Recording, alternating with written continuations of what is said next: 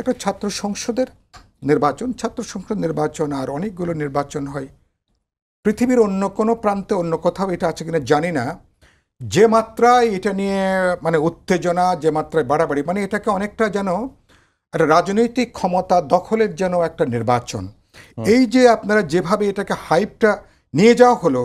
শুধু social media না, even আপনার টেলিভিশন থেকে শুরু করে সংবাদপত্র থেকে শুরু করে সমাজের গুরুত্বপূর্ণ জায়গাগুলোর ক্ষেত্রে, এটা কি অন্য কোনো বিষয়ে আমাদের আর মনোযোগ নেই বলে? এবং হ্যাঁ, ডাকসুরকে ঢাকা বিশ্ববিদ্যালয়ের সাথে একটা খুব গুরুত্বপূর্ণ প্রশ্ন, কিন্তু একটা ছাত্র সংসদ নির্বাচনকে একটা জাতীয় নির্বাচনের যেন ক্ষমতায় যাওয়া না যাওয়ার সাথে ক্ষমতায় কে কেন্দ্র করে ক্ষমতার একটা লড়াইটাকে যেভাবে পরোক্ষভাবে নেওয়া হলো, এর একটা মনস্তাত্ত্বিক জায়গাটা কি, রাজনৈতিক জায়গাটা কি, এটা মনে হয় একটা গভীর একটা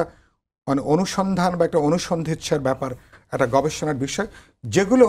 মানুষের মধ্যে অপ্রয়োজনীয় উত্তেজনা, অপ্রয়োজনীয় বিষয়গুলো তারপরে তৈরি করছে। জাকসুর এই ঘটনা, এটা যদি কিভাবে সুরা হবে আমি সেটা জানি না, তো তার উত্তাপ্ত পরবর্তী নির্বাচনগুলো করা যাবে কিনা, সেখানে কি দাঁড়াবে, যেটা আপনার আজকে হেডিং যেটা আপনি বলছিলেন, বাস্তবে আমরা একটা অস্থিরতাকে পরোক্ষভাবে ডেকে আনছি কিনা। আমি পরবর্তী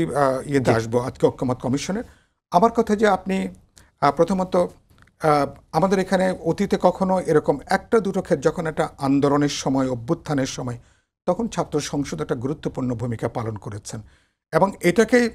যেভাবে পরবর্তী ক্ষমতা কাঠামোর সাথে যেভাবে যুক্ত করে দেখা হচ্ছে,